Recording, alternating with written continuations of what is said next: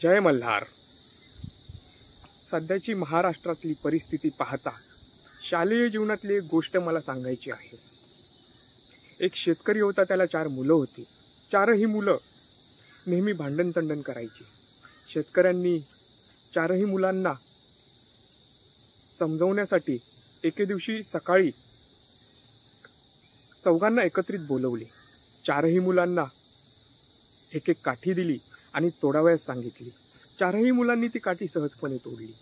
त्यानंतर शेतकऱ्यांनी काही काट्यांच्या मोळ्या बनवल्या आणि 4ही मुलांना दिल्या आणि त्या मोळ्या त्या मुलांना तोडावयास सांगितल्या.